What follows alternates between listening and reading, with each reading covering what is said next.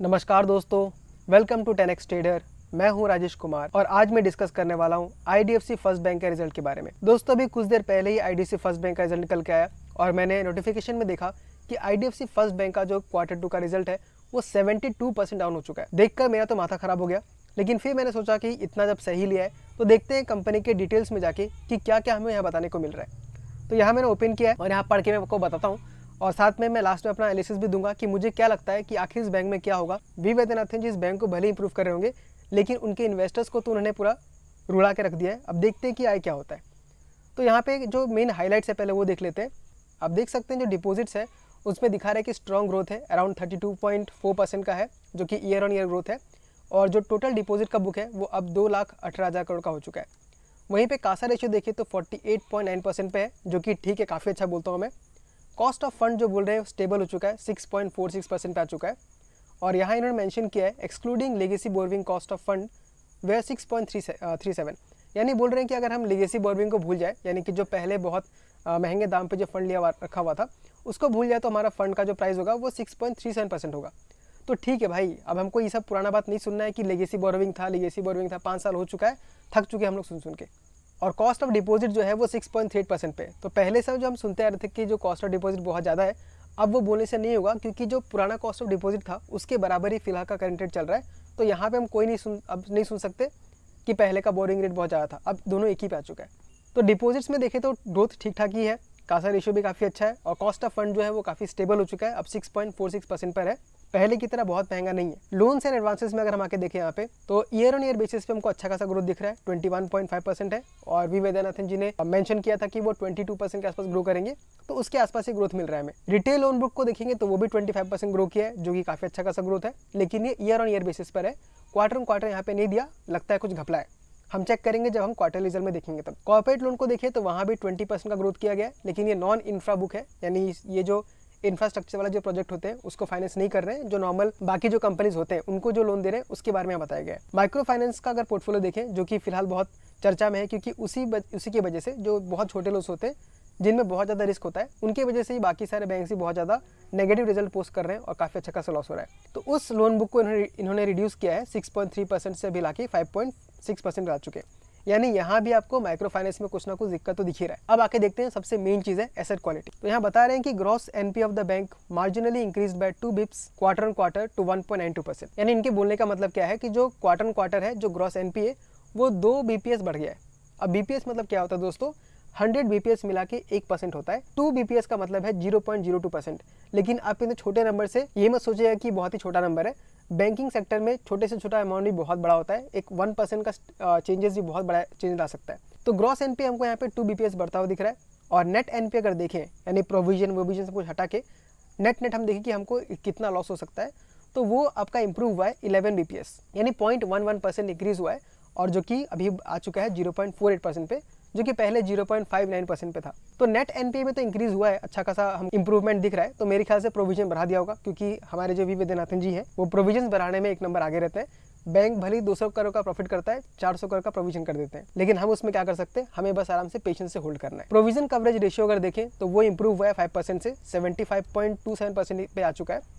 तो ये अच्छा है, आप जितना ज़्यादा प्रोविजन करते हैं उतना बढ़िया रहता है, ताकि बाद में आपको कोई बड़ा झटका ना मिले। अगर पहले से आप रेडी रहते हैं तो बाद में आपको प्रॉब्लम्स कम हो सकता है। तो एसेट क्वालिटी भी क्या है, आपका एक सेक्टर को छोड़ के, जो कि आपका माइक्रो फाइनेंस का सेक्टर है, उसको छोड़ के बाकी लोन बुक में काफ़ी अच्छा खासा हमको ग्रोथ यहाँ पे दिख रहा है। और यहाँ पे इन्होंने बता दिया है पहले से ही, क्योंकि पता है माइक्रो फाइनेंस के ऊपर बहुत लोग क्वेश्चन पूछेंगे, तो इन्होंने बोल दिया कि 50% जो माइक्रो फाइनेंस का बुक है वो इंश्योर्ड है, जो कि मार्च 2025 तक 75% तक इंश्योर्ड हो जाएगा। मतलब 100 रुपये में से 75% अगर आपका पैसा डूबता है तो उसमें आपको इंश्योरेंस मिल जाएगा, लेकिन वो 25% जो होगा उसके ऊपर आपको खुद का रिस्क लेना होगा।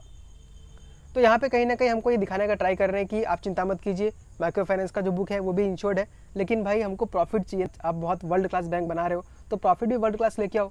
जो इन्वेस्टर्स है वो तो बहुत ज़्यादा परेशान हो चुके हैं ना, लगभग 5 साल हो चुका है, आपका प्रॉफिट इंक्रीज ही नहीं हो पा रहा है। रेटिंग में अगर आके देखें तो केयर और क्रिस्टल ने अपने रेटिंग्स को रीअफर्म कर दिया है AA स्टेबल पे। बैलेंस शीट है काफ़ी स्ट्रॉन्ग है, ये दिखाने का ट्राई कर रहे हैं। अब आते हैं मेन चीज़ पे, जो कि है प्रोविजन। अब किसी बैंक में हमें जिन चीज़ों को नोट करना चाहिए वो है उसका प्रोविजन कितना है, NPA कितना है, लोन बुक का एसेट क्वालिटी कैसा है, और प्रॉफिट कितना कमा पा रही है। तो प्रोविजन का मतलब क्या होता है, अगर बैंक को लगता है कि हमने जो लोन देके रखा है अगर वो लोन डूब जाएगा, तो उसको डूबने के पहले ही वो अपनी जेब से कुछ पैसे निकाल के रख देते हैं कि अगर फ्यूचर में लोन खराब होता है तो हमको उतना बड़ा झटका ना लगे।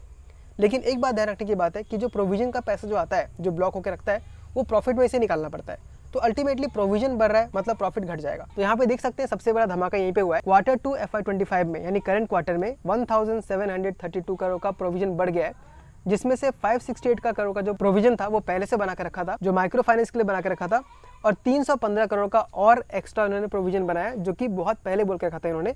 लगभग 2 साल से मैं सुन रहा हूँ कि जो इंफ्रास्ट्रक्चर का जो टोल रोड का जो अकाउंट है, मतलब कोई कंपनी है जो टोल रोड चलाती है, वो बहुत पहले से लोग मेंशन कर रहे हैं कि वो आपका एनपीए बदल सकता है, लेकिन उसके ऊपर इन्होंने पहले से ही प्रोविजन बना कर रखा था। लेकिन ये एक्स्ट्रा किस चीज़ का बनाया मुझे समझ में नहीं आ रहा है। आई होप कॉन कॉल में वो उसके बारे में कुछ बताएंगे, क्लियरिटी देंगे कि आखिर जो 1700 करोड़ का आया ये किस लोन के लिए इन्होंने यहाँ पे प्रोविजन क्रिएट किया है, क्योंकि जो इंफ्रास्ट्रक्चर का जो टोल रोड था वो पहले से इनका 100% उन्होंने प्रोविजन बना के रखा हुआ था। अब यहाँ पे डिटेल में बता रहे हैं कि 315 करोड़ का जो उन्होंने माइक्रो फाइनेंस बिजनेस के लिए जो प्रोविजन बनाया है वो अराउंड 99% को कवर कर दे रहा है। यानी अपने उन्होंने मान लीजिए जो माइक्रो फाइनेंस बिजनेस का 100% प्रोविजन कर लिया है, और जो माइक्रो फाइनेंस है उनके पूरे बुक का 2.5% है। वहीं अगर जो लिगेसी इंफ्रास्ट्रक्चर का जो बिजनेस था, जो टोल रोड था, जो फिलहाल सरकार ने बंद कर दिया, यहाँ पे लिखा हुआ है Maharashtra government withdrew toll charges at Mumbai entry point which adversely affected our infrastructure customer.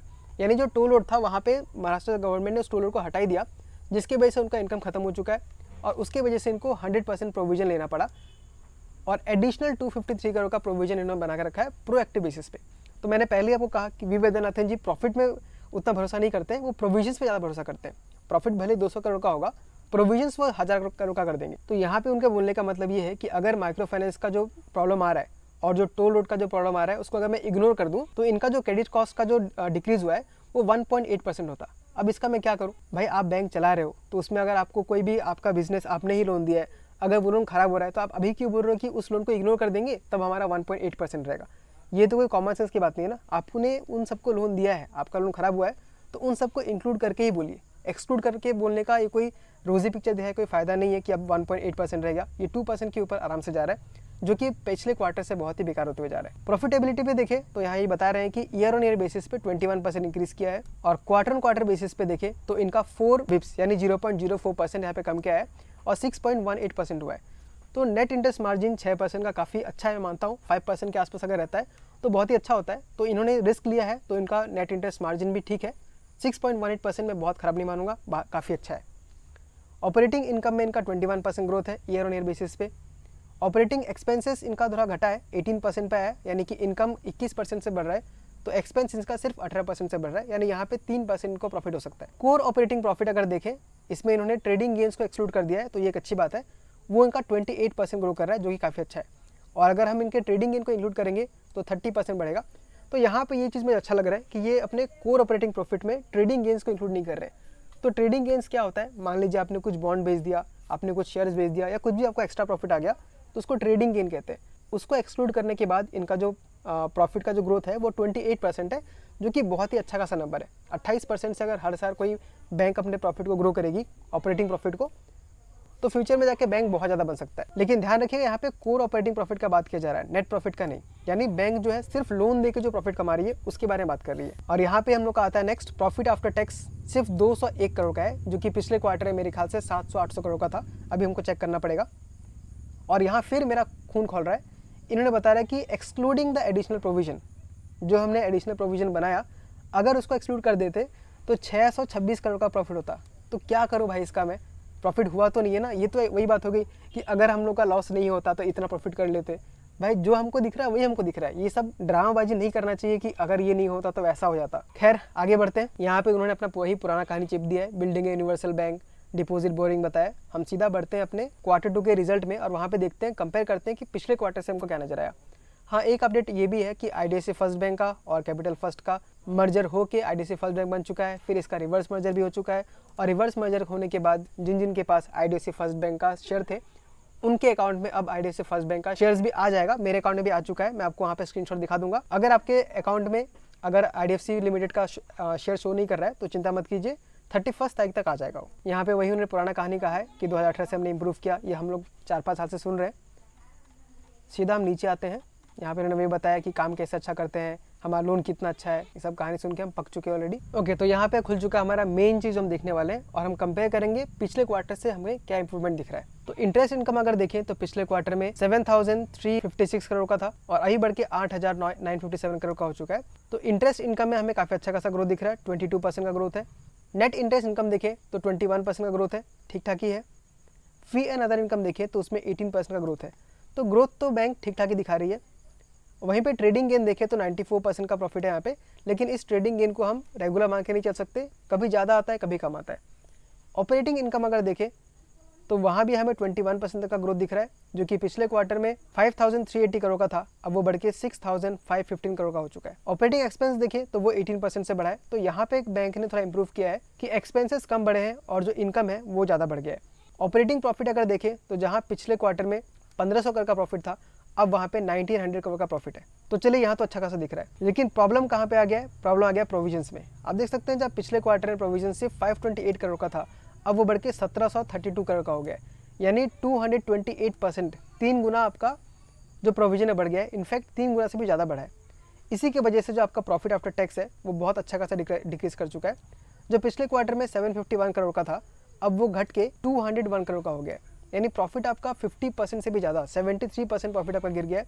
तो ये बहुत ही बड़ा एक रेड फ्लैग है इस प्रोविजन की वजह से। और कंपनी का हिम्मत देखिए, हम फिर से बोल रही है कि PAT adjusted for one of provision, एक बार जो प्रोविजन हो गया उसको अगर हम छोड़ दे तो हम लोग का जो प्रॉफिट है इस बार 626 करोड़ का होता।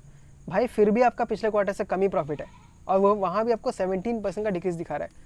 अब मंडे को तो भगवान ही बचा इस बैंक को, मुझे लगता है कि आराम से ये 5-6% करेक्ट हो सकता है, क्योंकि रिटेलर्स भर भर के इसमें बढ़े हुए हैं और जब पैनिक आता है तो रिटेलर्स बहुत ही भयानक तरीके से बेचते हैं। तो अगर आप इस स्टॉक को होल्ड कर रहे हैं तो भगवान ही बचाए आपको, सुबह सुबह उठ के पूजा पाठ कर लीजिएगा कि स्टॉक बहुत ज़्यादा ना गिरे। वैसे मैंने भी काफ़ी इन्वेस्ट करके रखा हुआ है, अगर गिरेगा तो देखते हैं क्या करते हैं। तो यहाँ पे हमने एनालिसिस किया IDFC फर्स्ट बैंक के क्वार्टरली रिजल्ट का। अब मैं अपने बारे में बताऊँ कि मुझे क्या लगता है। तो जहाँ तक मुझे लगता है बैंक अगर ओवरऑल देखा जाए तो अच्छा खासा ग्रोथ में ही है। 1-2 क्वार्टर में प्रॉब्लम आएगा ही आएगा, और भी वैद्यनाथन जी ने पहले इंडिकेशन दे दिया था कि Q2 जो है उतना अच्छा नज़र नहीं आएगा। तो एक बात तो मानना पड़ेगा आपको कि मैनेजमेंट काफ़ी ऑनेस्ट है, जो भी होता है सामने खुल के रखता है कि जो भी प्रॉब्लम है कहीं फ्रॉड जैसा चीज़ आपके साथ नहीं होता, जैसा रिसेंटली इंडसइंड बैंक में हुआ है और पूना वाला कॉप में हुआ है। मैं एक्जैक्टली फ्रॉड नहीं बोलूँगा, लेकिन उसकी मैनेजमेंट जो है उतना क्लियर नहीं है। लेकिन इस बैंक के मैनेजमेंट बहुत क्लीन है और ये हम बहुत पहले से देख रहे हैं कि जो भी बात होता है वो खुल के बोलता है। तो जहाँ तक मुझे लगता है हमें एक मौका और देना चाहिए। स्पेशली मैं अपने बारे में बात करूँ तो मैं सिर्फ इस फाइनेंशियल ईयर तक इसको होल्ड करने वाला हूँ। अगर उसके बाद मुझे बहुत अच्छा इंप्रूवमेंट नहीं दिखता है, मान लीजिए कुछ ना कुछ रीजन आते रहता है, तो मैं आराम से शिफ्ट कर जाऊँगा किसी दूसरे अच्छे बैंक में, क्योंकि इस टाइम पे काफ़ी सारे बैंक्स हमको सस्ते वैल्यूएशन में मिल रहे हैं, उनको हम होल्ड कर सकते हैं। या ETF को भी अगर देखेंगे तो काफ़ी सस्ता वैल्यूएशन में हमको मिल रहा है। लेकिन अभी हमें पूरा क्लियरिटी नहीं मिला है। मैं यहाँ पे कॉल सुनने के बाद ही अपना फाइनल डिसीजन बनाऊंगा। लेकिन आपको क्या लगता है, आप इस बैंक को होल्ड करने वाले कि नहीं करने वाले, ये मुझे कमेंट करके बताइए। और अगर आप इस बैंक के ऊपर और डिस्कस करना चाहते हैं तो जरूर मेरा टेलीग्राम चैनल ज्वाइन कीजिए। वहाँ पे हम टिप्स नहीं शेयर करते, वहाँ पे हम सिर्फ डिस्कस करते हैं अपने फेवरेट स्टॉक्स के बारे में, जिससे कि हम लोगों को बहुत नए नए इंसाइट्स देखने मिलते हैं। तो इस वीडियो को लाइक कर दीजिए और हो सके तो चैनल को सब्सक्राइब भी कर दीजिए, क्योंकि उससे मुझे बहुत मोटिवेशन मिलता है और मैं ऐसे वीडियोस को कंटिन्यूसली बनाते रह पाता हूँ। तो ठीक है दोस्तों, मैं मिलता हूँ आपसे अगले वीडियो में किसी अगले स्टॉक के साथ। तब तक के लिए tata, bye bye, take care.